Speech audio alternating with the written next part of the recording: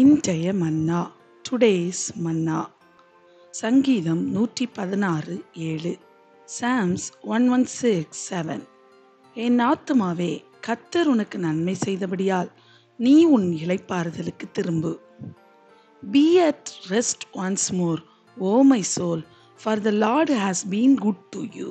கர்த்தரின் கைகளில் ஏராளமான ஆசீர்வாதங்களை அனுபவித்ததால் சங்கீதக்காரன் ஒரு பாதுகாப்பான இடத்துக்கு திரும்பும்படியாக தன் ஆத்துமாவுக்கு அறிவுறுத்துகிறார்.